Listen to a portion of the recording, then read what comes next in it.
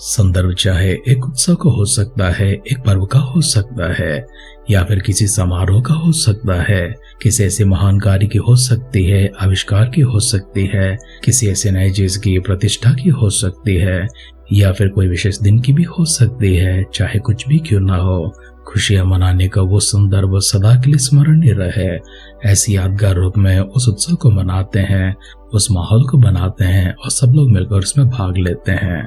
हमारी धन इतिहास की दूसरी क्रम में जहाँ पर चल रही है, हम राजा हिजकिय्याह के पास पहुंचने वाले हैं, जो परमेश्वर की दृष्टि में सही चाल चलन को रखता हुआ और परमेश्वर के मंदिर की पूर्ण मरम्मत करता हुआ, परमेश्वर के लिए बलि चढ़ाता हुआ, वेदियों को बनाता हुआ, जश्न मनाता हुआ, उत्सव मनाता हुआ, सारे यहूदियों के साथ, यरूशलेम के साथ में मिलकर आनंद करता हुआ उस संदर्भ के पास पहुंचने से पहले आइए हम सब अपने आप को परमेश्वर के हाथों में समर्पण करेंगे। हमारे जीवन में परमेश्वर ऐसे खुशी के मौके हमेशा प्रदान करने के लिए, कोई भी संदर्भ क्यों ना हो, कोई भी मौका क्यों ना हो, परमेश्वर इस प्रकार से यादगार बनाने के लिए सबसे बढ़कर हम आनंदित हो, हम खुश हो, परमेश्वर की महिमा करता हुआ आनंददायक जीवन को बिताने के लिए परमेश्वर अपने आत्मा का अभिषेक हमारे ऊपर डालते हुए, आत्मा के वरदान से भी हमें भरते हुए हमसे बातें करने के लिए परमेश्वर के दिव्य सानिध्य में अपने आप को लेकर जाएंगे। सिरों को झुकाएंगे, आंखों को बंद करेंगे, छोटी सी प्रार्थना करेंगे।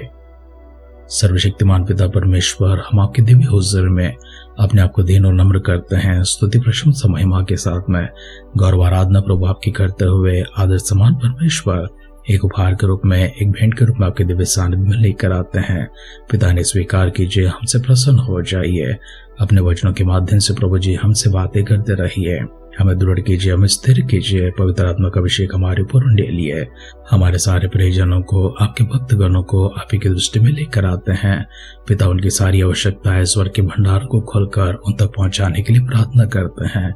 सबसे बढ़कर परमेश्वर, यदि कोई बीमार है, कमजोर है, लाचार स्थिति में है, तो प्रभु जी उनकी चंगाई के लिए, उनकी छुटकारे के लिए दुआ करते हैं। चंगाई से भरी प्रभु जी आपका हाथ उनके ऊपर फेर कर प्रभु उन्हें पूरी तरह से छुटकारा देने के लिए दुआ करते हैं। प्रार्थना पिता परमेश्वर, आप सुनकर हमें देवतरों के लिए धन्यवाद करते हुए हमारे उद्धारकर्ता, हमारे प्रभु यीशु मसीह के नाम से इस प्रार्थना को मांगते हैं। सुन और कबूल कर पिता। आमेन, आमेन, आमेन। आध्यात्मिक जीवन की दैनिक खुराक सुन रहे हमारे सारे प्रिय श्रोताओं को, परमेश्वर के प्रिय भक्तगणों को प्रभु यीशु मसीह के नाम में प्यार भरा जय मसीह की सुप्रभातम और शुभोदय कहते हुए हम सबका मनपसंद ध्यान केंद्र आध्यात्मिक जीवन की दैनिक खुराक में और इस नए दिन में आप सबका स्वागत करते हैं। हमारे अध्ययन इतिहास की दूसरी ग्रंथ 29वां अध्याय में चल रही है। उसका पहला वचन से पढ़ते हुए हमारी ध्यान को आगे बढ़ाएंगे। जब हिजकिय्याह राज करने लगा तब वह 25 वर्ष का था और 29 वर्ष तक यरूशलेम में राज करता रहा। और उसकी माता का नाम अबिय्याह था, जो जकरिया की बेटे थे, जैसे उसके मूल पुरुष दाऊद ने किया था, अर्थात जो यहोवा की दृष्टि में ठीक था, वैसे ही उसने भी किया। अपने राज्य के पहले वर्ष के पहले महीने में उसने यहोवा के भवन के द्वार खुलवा दिए और उनकी मरम्मत भी कराई। तब उसने याजकों और लेवियों को ले आकर पूरे के चौक में इकट्ठा किया और उनसे कहने लगा, हे लेवियों, मेरी सुनो, अब अपने अपने को पवित्र करो और अपने पूर्वजों के परमेश्वर यहोवा के भवन को पवित्र करो और पवित्र स्थान में से मैल निकालो। देखो, हमारे पुरखाओं ने विश्वासघात करके वह कर्म किया था जो हमारे परमेश्वर यहोवा की दृष्टि में बुरा है, और उसको तज करके यहोवा के निवास से मुंह फेर कर उसको पीठ दिखाई दी। फिर उन्होंने उस सारे के द्वार बंद किए और दीपकों को बुझा दिया था और पवित्र स्थान में इस्राएल के परमेश्वर के लिए न तो धूप जलाया और न होम बलि चढ़ाया था। इसलिए यहोवा का क्रोध यहूदा और यरूशलेम पर भड़का है और उसने ऐसा किया कि वे मारे मारे फिरे और चकित होने और ताली बजाने का कारण हो जाए, जैसे कि तुम अपनी आंखों से देख रहे हो। देखो, इस कारण हमारे बाप तलवार से मारे गए और हमारे बेटे बेटियां और स्त्रियां बंधुआई में चली गई हैं। अब मेरे मन ने यह निर्णय किया है कि इस्राएल के परमेश्वर यहोवा से वाचा बांधो, इसलिए कि उसका भड़का हुआ क्रोध हम पर से दूर हो जाए। हे मेरे बेटो, ढिलाई न करो। देखो, यहोवा ने अपने सम्मुख खड़े रहने और अपनी सेवा टहल करने और अपने टहलुए और धूप जलाने वाले का काम करने के लिए तुम्ही को चुन लिया है। तब लेवी उठ खड़े हुए, अर्थात कहातियों में से अमासै का पुत्र महर और अजरिया का पुत्र योएल, और मरारियों में से अब्दी का पुत्र कीश और यहलेलेल का पुत्र अजरिया, और गेर्शोनी में से जिम्मा का पुत्र योवा और योवा के पुत्र एदेन, और एलिसापान की संतान में से शिमरी और शुएल, और आसाफ की संतान में से जकरिया और मतन्या, और हेमान की संतान में से यहूएल और शिमे, और यदूतून की संतान में से शमाया और उज्जिएल। इन्होंने अपने भाइयों को इकट्ठा किए और अपने अपने को पवित्र करके राजा की उस आज्ञा के अनुसार जो उसने यहोवा से वचन पाकर दिए थे, यहोवा के भवन के शुद्ध करने के लिए भीतर गए। तब याजक यहोवा के भवन के भीतरी भाग को शुद्ध करने के लिए उसमें जाकर यहोवा के मंदिर में जितनी अशुद्ध वस्तुएं मिली उन सबको निकालकर यहोवा के भवन के आंगन में ले गए, और लेवियों ने उन्हें उठाकर बाहर किद्रोन के नाले में पहुंचा दिया। पहले महीने के पहले दिन को उन्होंने पवित्र करने का काम आरंभ किया, और उसी महीने के 8वें दिन को वे यहोवा के ओसारे तक आ गए। इस प्रकार उन्होंने यहोवा के भवन को 8 दिन में पवित्र किया, और पहले महीने के 16वें दिन को उन्होंने उस काम को पूरा किया। तब उन्होंने राजा हिजकिय्याह के पास भीतर जाकर कहा, हम यहोवा के पूरे भवन को और पातनुस समेत होमबलि की वेदी और भेंट की रोटी की मेज को भी शुद्ध कर चुके, और जितने पात्र राजा आहज ने अपने राज्य में विश्वासघात करके फेंक दिए थे उनको भी हमने ठीक करके पवित्र किया है, और वे यहोवा की वेदी के सामने रखे हुए हैं। तब राजा हिजकिय्याह सवेरे उठकर नगर के हाकिमों को इकट्ठा करके यहोवा के भवन को गया। तब वह राज्य और पवित्र स्थान और यहूदा के निमित्त 7 बछड़े, 7 मेढ़े, 7 भेड़ के बच्चे और पाप बलि के लिए 7 बकरे ले आए, और उसने हारून की संतान के लेवियों को आज्ञा दी कि इन सब को यहोवा की वेदी पर चढ़ाए। तब उन्होंने बछड़े बलि किए, और याजकों ने उनका लहू लेकर वेदी पर छिड़क दिया। तब उन्होंने मेढ़े बलि किए और उनका लहू भी वेदी पर छिड़क दिया, और भेड़ के बच्चे बलि किए और उनका भी लहू वेदी पर छिड़क दिया। तब वे पाप बलि के बकरों को राजा और मंडली के समीप ले आए और उन पर अपने अपने हाथ रखे। तब याजकों ने उनको बलि करके उनका लहू वेदी पर छिड़क कर पाप बलि किया, जिसे सारे इस्राएल के लिए प्रायश्चित किया जाए, क्योंकि राजा ने सारे इस्राएल के लिए होम बलि और पाप बलि किए जाने की आज्ञा दी थी। फिर उसने दाऊद और राजा के दर्शी गाद और नातान नबी की आज्ञा के अनुसार जो यहोवा की ओर से उसके नबियों के द्वारा आए थे, झांझ, सारंगियां और वीणाएं लिए हुए लेवियों को यहोवा के भवन में खड़ा किया। तब लेवी दाऊद के चलाए बाजे लिए हुए और याजक तुरैया लिए हुए खड़े हुए। तब हिजकिय्याह ने वेदी पर होम बलि चढ़ाने की आज्ञा दी, और जब होम बलि चढ़ाने लगे तब यहोवा का गीत आरंभ हुआ, और तुरहिया और इस्राएल के राजा दाऊद के बाजा बजने लगे, और मंडली के सब लोग दंडवत करते और गाने वाले गाते और तुरहिया फूंकने वाले फूंकते रहे। ये सब तब तक होता रहा जब तक होम बलि चढ़ न चुकी, और जब बलि चढ़ चुकी तब राजा और जितने उसके संग वहां थे उन सबों ने सिर झुकाकर दंडवत किया। और राजा हिजकिय्याह और हाकिमों ने लेवियों को आज्ञा दी कि दाऊद और आसाफ दर्शी के भजन गाकर यहोवा की स्तुति करें, और उन्होंने आनंद के साथ स्तुति की और सिर नवाकर दंडवत किया।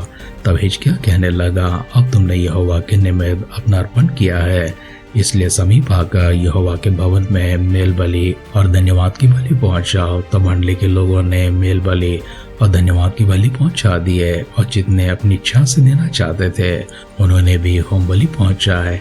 जो होम बलि पशु मंडली के लोग ले आए उनकी गिनती यह थी, 70 बैल, 100 मेढ़े और 200 भेड़ के बच्चे थे। ये सब यहोवा के निमित्त होम बलि के काम में आए। और पवित्र किए पशु 600 बैल और 3000 भेड़ बकरियां थे, परंतु याजक ऐसे थोड़े थे कि वे सब होम बलि की पशुओं की खाले ना उतार सके। तब उनके भाई लेवी उस समय तक उनकी सहायता करते रहे जब तक वह काम निपट ना गया। और याजकों ने अपने को पवित्र किया, क्योंकि लेवी अपने आप को पवित्र करने के लिए पवित्र याजकों से अधिक सीधे मन के थे। और फिर होम बलि पशु बहुत थे और मेल बलि पशुओं की चर्बी भी बहुत थी, और एक एक होम बलि के साथ अर्घ भी देना पड़ा। जो यहोवा के भवन में उसकी उपासना ठीक की गई। तब हिजकिय्याह और सारी प्रजा के लोग उस काम के कारण आनंदित हुए जो यहोवा ने अपनी प्रजा के लिए तैयार किया था, क्योंकि वह काम एकाएक हो गया था। इतिहास का दूसरा ग्रंथ 29वां अध्याय का पहला वचन से लेकर आखिरी वचन तक हमने पढ़कर सुना है। हमारे इस पठन में राजा हिजकिय्याह को देखते हैं। हिजकिय्याह परमेश्वर की दृष्टि में भलाई को प्राप्त किया हुआ, प्रसन्नता को प्राप्त किया हुआ, परमेश्वर की विधियों के आधार पर चलने वाला, उनकी आज्ञाओं का पालन करने वाला, परमेश्वर का भय में भक्ति में चलने वाला एक भक्त के रूप में हम उन्हें प्राप्त करते हैं। इसलिए परमेश्वर उनसे प्रसन्न होकर उनके जीवन से वो सारे काम करवाए जो परमेश्वर अपनी महिमा के लिए करवाना चाहते थे। इससे पूर्व अध्ययन में हमने इस प्रकार से देखा है कितने ही राजा थे जो परमेश्वर से विश्वासघात किए थे, अपने मुंह फेर कर पीठ दिखाई दे परमेश्वर से दूर हो गए थे।